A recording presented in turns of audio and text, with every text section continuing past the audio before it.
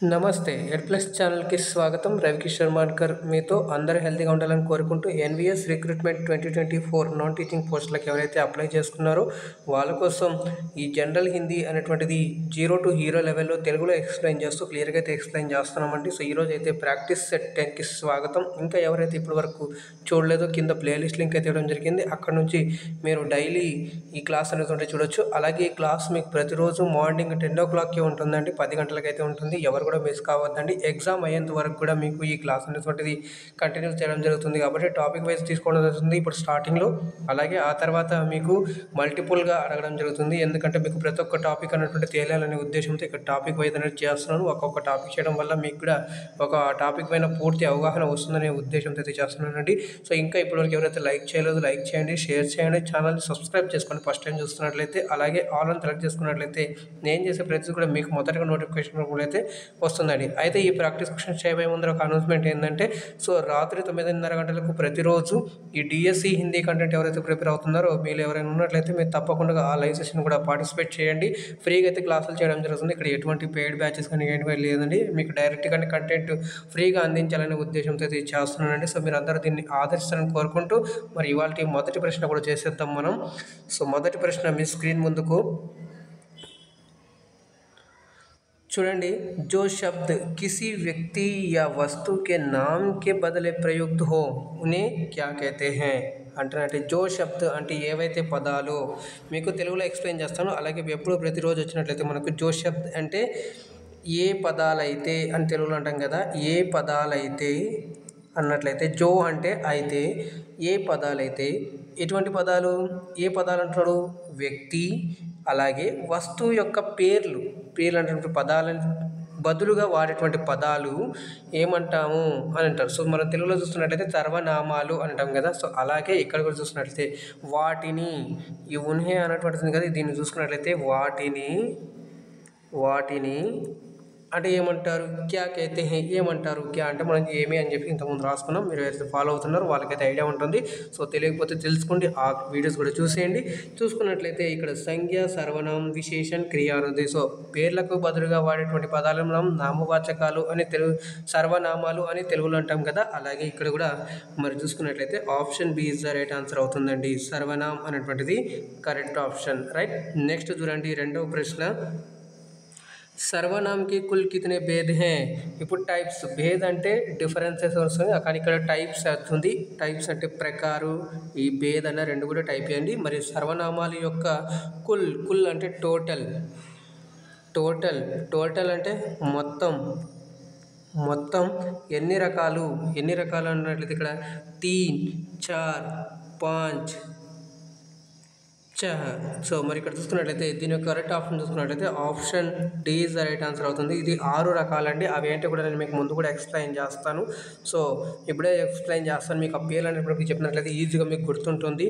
ఒకటి చూసుకున్నట్లయితే పురుషవాచక్ సర్వనామ్, పురుషవాచక్. రెండు వచ్చేసి నిజవాచక్. మూడవది వచ్చేసి మరి నిశ్చయవాచక్.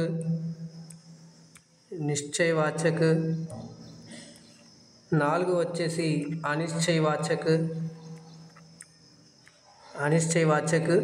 అలాగే మరి 5 వచ్చేసి మనకు ప్రశ్నవాచక్ అంటే మనం చూసుకోండి. 6ది వచ్చేసి సంబంధవాచక్ అండి.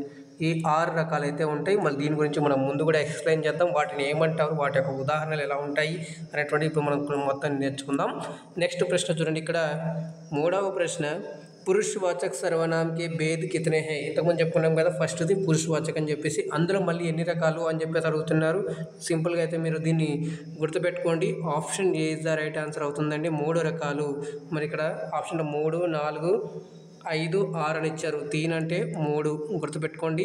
నెక్స్ట్ 4 అంటే 4, 5 అంటే 5, 6 అంటే 6. ఇది గుర్తుపెట్టుకోండి.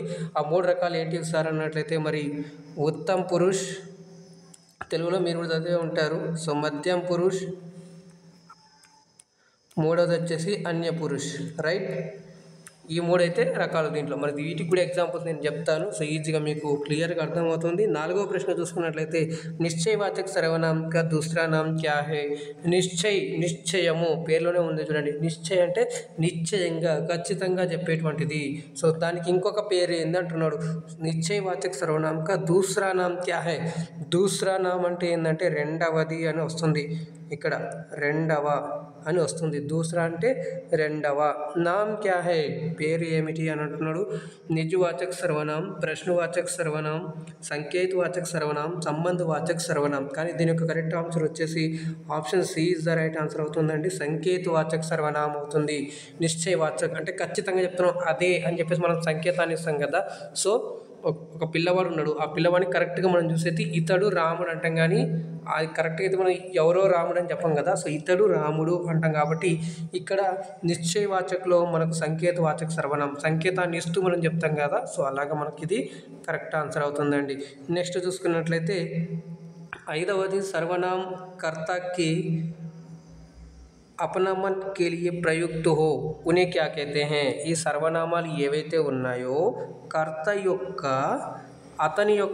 అతని కోసమే అపనాపన్ అంటే మనదనుకునే భావన వస్తుందో, అపనాపన్ స్వయము అనేటువంటి భావన వస్తుందో, సొంతంగా అనేటువంటి భావన వస్తుందో అందులో అటువంటి పదాలని ఏమంటారు అని అడుగుతున్నారు. ఇక్కడ చూసుకున్నట్లయితే నిజవాచకు, నిశ్చయవాచకు, పురుషవాచకు, సంబంధవాచకు. మరి ఇక్కడ చూసుకున్నట్లయితే మనకు ఆప్షన్ ఏ అనేటువంటిది కరెక్ట్ అవుతుంది. నిజవాచకు అనేటువంటిది వస్తుంది. రైట్. మరి ఇక్కడ డెఫినేషన్ వచ్చింది. రిజనవాచక సర్వనామం అంటే ఏంటన్నట్లయితే మరి కర్త యొక్క అతని కొరకు అతని సొంతంగా ఏదైతే ఉన్నాయో అటువంటి వాడే పదాలని మనం నిజవాచక సర్వనామం అని అంటాం. మరి ఇక్కడ చూసుకున్నట్లయితే నిజవాచకులో ఏమేమి వస్తాయి సార్, ఎలా గుర్తుపట్టాలి మరి వచ్చినప్పుడు అన్నట్లయితే మరి ఇక్కడ స్వయముగా, ఖుద్ అంటే సొంతంగా, ఖుద్ అంటే నేను సొంతంగా అనేటువంటి ఉంటుంది. లేకుంటే ఆపు,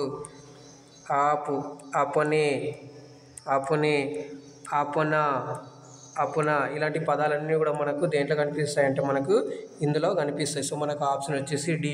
మళ్ళీ ఇక్కడ చూసుకున్నట్టయితే నిశ్చయవాచక ఇంతకుముందే చెప్పుకున్నాం. ఏవైతే సర్వనామాల పదాలు ఖచ్చితత్వానికి వాడుతారో అటువంటి పదాలు మనకు నిశ్చయవాచక సర్వనామాలు వస్తాయి. దాంట్లో చూసుకున్నట్లయితే యహ్, వహ్ ఈ రెండు పదాలు దాంట్లో వస్తాయండి నిశ్చయవాచక సర్వనామంలో. పురుషవాచక సర్వనామంలో ఏదైతే ఉంటుందో ఎవరైతే చెప్తుంటారో, అలాగే ఎవరైతే వింటుంటారో, అలాగే ఎవరి కొరకు మూడవ వ్యక్తి గురించి డిస్కస్ చేస్తుంటారో అటువంటి పదాలు ఏవైతే ఉపయోగిస్తారో అటువంటి వాటిని మనం ఏమంటామంటే పురుషవాచక సర్వనామం అని అంటాం. సంబంధవాచక సర్వనామం అంటే ఏవైతే సర్వనామాలు రిలేషన్షిప్ని తెలియజేస్తాయో అవి మనకు సంబంధవాచక సర్వనామం అని అంటాం. సో మీరు బై హార్ట్ కొట్టాల్సిన అవసరం లేదండి. అర్థం చేసుకుంటే ఈజీగా మీరు ఈ ఆన్సర్లని చేసేయచ్చు. కాబట్టి మనం తెలుగులో కూడా ఎక్స్ప్లెయిన్ చేస్తున్నామండి. సో ఈ యొక్క ఉద్దేశం ఏంటంటే మరి మాకు తెలుగు ఎప్పుడో చదివామండి. సో ఇప్పుడు మళ్ళీ హిందీ ఎప్పుడో చదివాము, మళ్ళీ ఇప్పుడు చూస్తున్నామండి. మాకు ఇది భయం చేస్తుంది అన్నట్లయితే మరి అందుకు మీకు ఎటువంటి భయం అవసరం లేదు. ఎందుకంటే ఈ ఎగ్జామ్లో మనకు కొన్ని పోస్టుల్లో 10 మార్కులకు ఉంది, కొన్ని పోస్టులు 15 మార్కులకు ఉంది. కాబట్టి అందులో నెగిటివ్ మార్కింగ్ ఉంది. కాబట్టి సో అవి మీ మార్కులు మిస్ కావద్దనే ఉద్దేశంతో ఈ క్లాసులు స్టార్ట్ చేయడం జరిగింది. ఇంతకుముందు ఇటువంటి ఒక సిరీస్ EMRS 2023 అనే సిరీస్ని మీరు ఎంతగానో ఆదరించారు, ఎంతగానో సపోర్ట్ చేశారు. అదే ఉత్సాహంతోనే నేను ఇక్కడ తీసుకోవడం జరిగింది. మరి దీన్ని కూడా ఆదరిస్తానని భావిస్తున్నానండి. ఇప్పుడు ఒక లైక్ చేయకుంటే లైక్ చేయండి, షేర్ చేయండి. ఛానల్ ఫస్ట్ టైం చూస్తున్నట్లయితే సబ్స్క్రైబ్ చేసుకుని పక్కన ఉన్న సింబల్లోకి ఆల్ అని క్లిక్ చేయండి. అప్పుడే నేను చేసే ప్రతిదీ కూడా మీకు మొదటగా నోటికి నోటిఫికేషన్ రూపంలో అయితే వస్తుందండి. రైట్. మళ్ళీ నెక్స్ట్ చూసుకున్నట్లయితే ఇక్కడ ఇంకొక ప్రశ్న చూడండి. జిస్ సర్వనామ్ సే కిసి నిశ్చిత్ కా బోధ్ నా హో ఉసే కహతే హే. ఉసే వాటిని అంటారు. ఉసే అంటే వాటిని, నా అంటే ఏవైతే సర్వనామ పదాలు ఉంటాయో, ఏవైతే సర్వనామాలు ఉంటాయో ఆ సర్వనామాలు యొక్క పదాలు వాడితే అందులో ఏది మనకు ఖచ్చితత్వం అనేటువంటిది ఉండదు అంటున్నారు. నిశ్చిత్ కా బోధ్ నా హో. నిశ్చిత్ కా బోధ్ అన్నాడు అనుకో ఖచ్చితత్వం అయ్యేటువంటిది. కానీ నా హో అంటున్నాడు. ఇక్కడ చూడండి, ఇది మనకు ఇంపార్టెంట్. ఇది క్వశ్చన్లో నా హో అంటున్నాడు అంటే కానిది, ఖచ్చితమైనటువంటి మనకు తెలియజేయేటువంటి పదాలను ఏమైతే ఉంటాయో వాటిని ఏమంటాము అన్నట్లయితే మనకు option D is the right answer అవుతుందండి. అనిశ్చితవాచక్ సర్వనామం, అనిశ్చయవాచక సర్వనామం అంటే దీంట్లో ఇంకా 2 వస్తాయండి. ఇంతకుముందు చెప్పుకున్నాం కదా, యహ్ వహ్ అంటే నిశ్చయవాచక సర్వనామం, దానిని ఇంకొక పేరు సంకేతవాచక సర్వనామం అని చెప్పుకున్నాం కదా. అలాగే ఇక్కడ చూసుకున్నట్లయితే అనిశ్చయవాచక సర్వనామంలో మనకు కోయి కుచ్ ఈ రెండు పదాలు వస్తాయి. ఇక్కడ చూస్తాం ఇప్పుడు మనం మీకు ఇప్పుడు సెంటెన్స్ చెప్తాను. గేట్ బయట ఒక వ్యక్తి నిల్చున్నాడు. దీంట్లో ఏముంది? అనిశ్చయవాచక సర్వనామం ఉంది. ఎవరో ఆ వ్యక్తి తెలియదు. అది ఆడైనా అయ్యవచ్చు, మగ అయినా ఉండొచ్చు, లేదా ఒక చిన్న పిల్లవాడైనా ఉండొచ్చు, ఎవరైనా ఉండొచ్చు కదా. సో ఇప్పుడు నేను అంటున్నాను గేటు బయట రాముడు నిల్చున్నాడు అని అంటున్నాను. అంటే దీంట్లో ఖచ్చితత్వం ఉంది. రాముడు నిల్చున్నాడు పక్కా తెలుసు. అక్కడ రాముడు అనే ఒక వ్యక్తి నిల్చున్నాడు అనేటువంటిది అది మనకు నిశ్చయవాచకం అవుతుంది. కానీ గేటు బయట ఎవరో నిల్చున్నారు. ఎవరో అంటే ఇక్కడ కోయి అంటే అర్థం ఏంటంటే ఎవరో, ఏదో, ఏవో అలాగా. కుచ్ అంటే కొన్ని, కొన్ని, కొంత, కొంచెం, సందర్భాన్ని బట్టి ఈ అర్థం ఇలాగే వస్తాయి. రైట్ అండి. కుచ్ అంటే కొన్ని, కొంత, కొంచెం ఇలాగ వస్తాయి. సో మనకు ఖచ్చితత్వం లేదు కాబట్టి మనకు ఆప్షన్ ఏమవుతుంది? Option D is the right answer అవుతుందండి. అనిశ్చయవాచక సర్వనామం. నెక్స్ట్ చూడండి 7వ ప్రశ్న. ప్రశ్నవాచక సర్వనామం వహ హై అన్నట్టు. ప్రశ్నవాచక సర్వనామం అంటే ఈజీగా ప్రశ్న అంటేనే మీకు తెలుగులో కూడా అర్థమవుతుంది. చూడండి ఇక్కడ ఆప్షన్ ఏ చూసుకున్నట్లయితే అప్నే బారే మే బతాయా జాతా హై. అప్నే బారే మే బతాయా జాతా హై అంటే ఇంతకుముందు మనం చెప్పుకున్నాం ఇది నిజవాచక అవుతుంది. ఇక్కడ మీకు డెఫినేషన్లు అన్నీ వస్తాయి చూడండి. నిజవాచక సర్వనామం. మరి రెండోది చూసుకున్నట్లయితే కిసి కే సంబంధ్ కే బారే మే బతాయా జాతా హై. సంబంధం ఇక్కడ క్లియర్గా మనకు పదంలోనే ఉంది చూడండి. మీరు అట్టా చేయాల్సిన అవసరం లేదు, బై హార్ట్ చేయాల్సిన అవసరం లేదు. సంబంధం ఉంది కాబట్టి ఆటోమేటిక్గా మనకి ఇది సంబంధవాచకలో వెళ్ళిపోతుంది. సంబంధవాచక సర్వనామంలో వెళ్ళిపోతుంది. నెక్స్ట్ చూడండి 3వది కిసీకే బారే మే ప్రశ్న కియా జాతా హై. ప్రశ్న అనేటువంటిది ఉందా? సో ఈ ప్రశ్న ఇక్కడ రిలేట్ చేసుకోండి.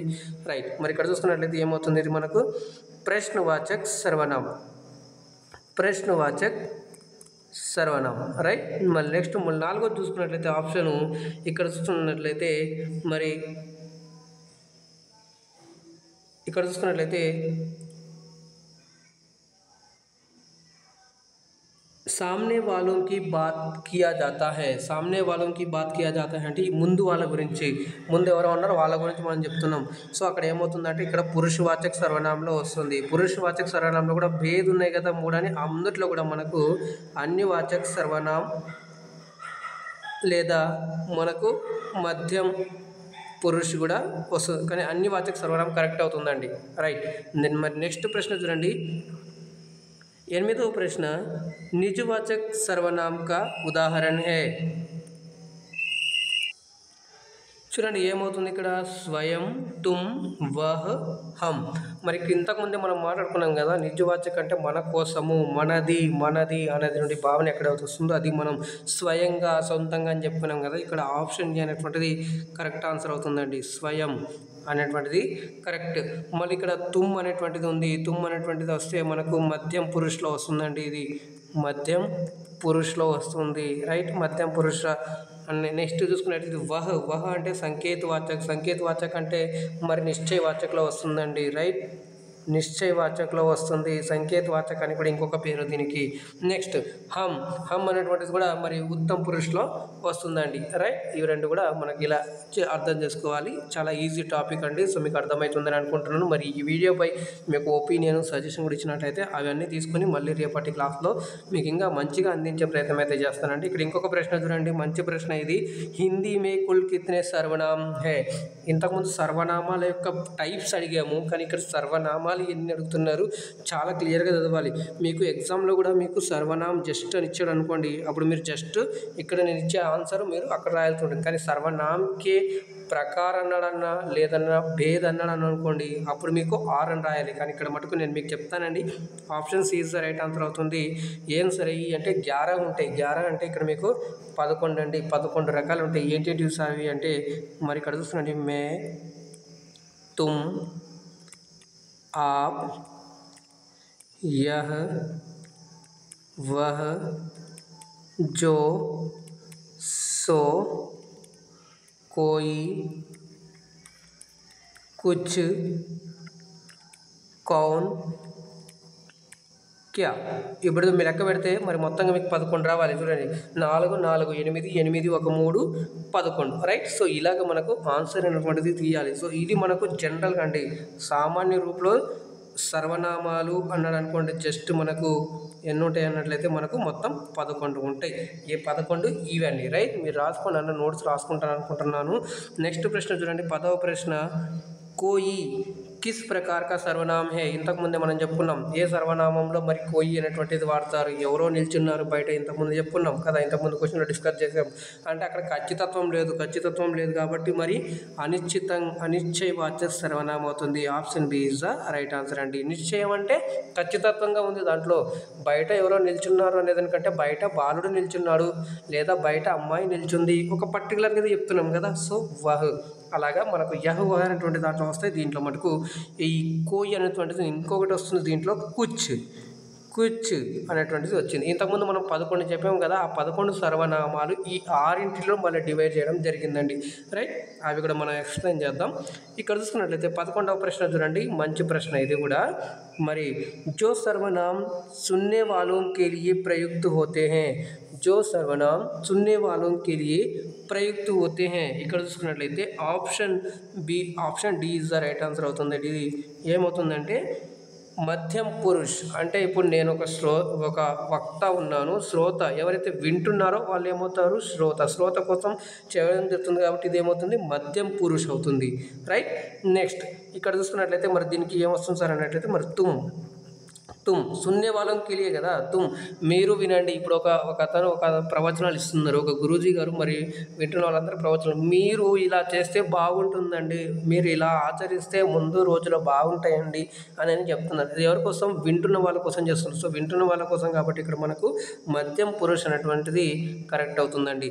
నెక్స్ట్ ప్రశ్న చూడండి, 12వ ప్రశ్న.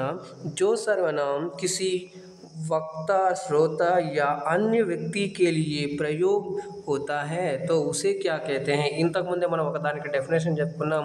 మరి ఇక్కడ చూసుకున్నట్లయితే ఇంకోటి అడుగుతున్నారు, ఈ జనరల్ అడుగుతున్నారు. సో ఆటోమేటిక్గా మీకు అర్థమై ఉండాలి, option B is the right answer అవుతుంది. పురుష్ వాచక సర్వనామం యొక్క డెఫినేషన్ అనమాట.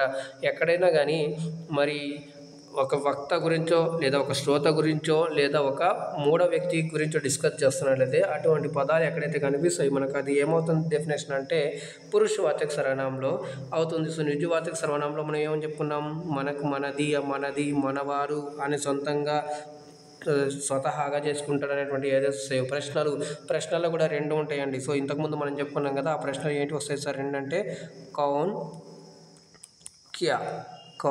క్యా కోయి కుచ్ దేంట్లో వస్తాయండి. మరి ఇక్కడ మీరు చూస్తున్నట్లయితే నిజవాచకలో మనకి ఏమొస్తుందంటే ఆప్.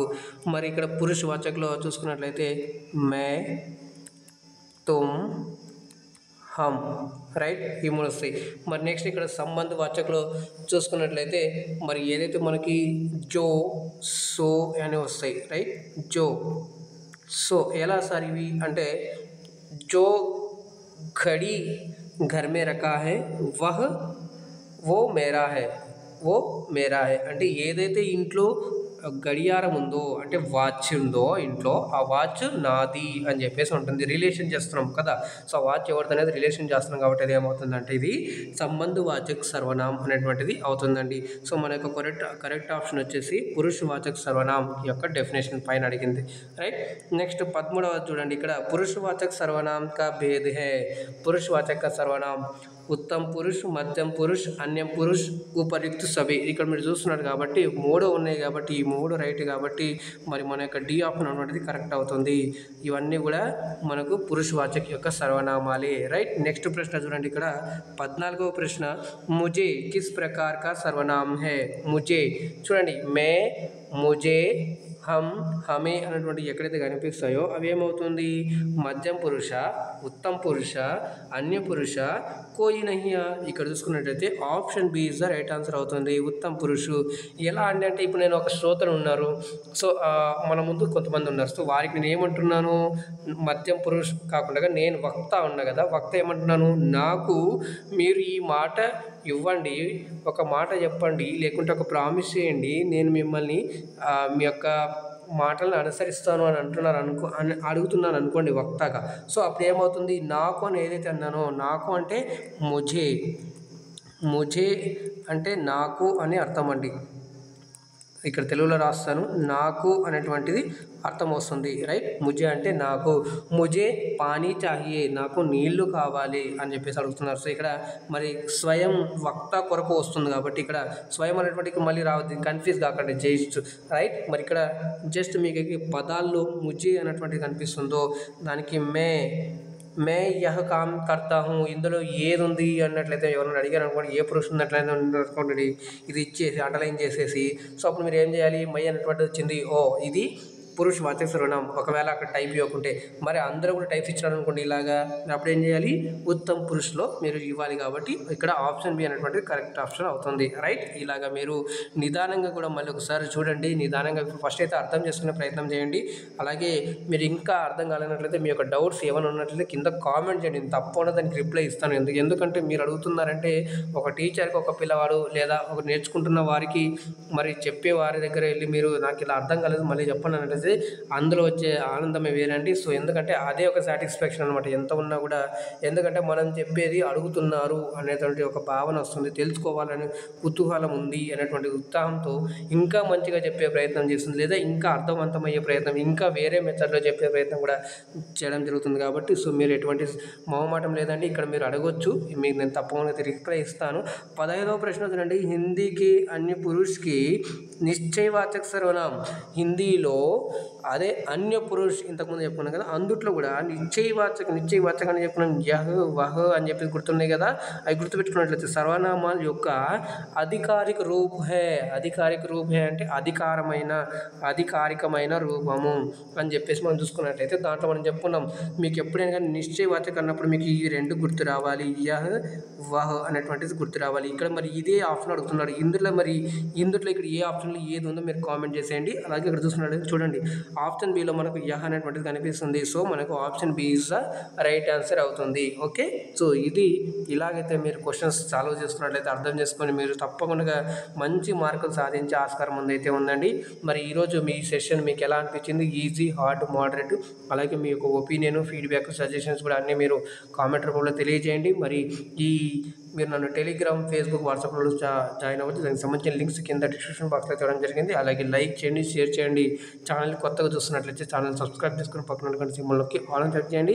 అప్పుడే నేను చేసే ప్రతిదీ కూడా మీకు మొదటగా నోటిఫికేషన్ రూపంలో అయితే వస్తుందండి.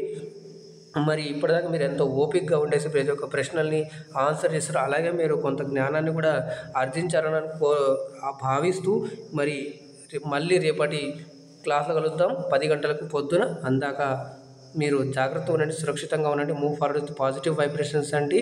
మళ్ళీ కలుద్దాం రేపటి లైవ్ క్లాసెస్లో 10 గంటలకు. అంతవరకు ధన్యవాదాలు. జై హింద్.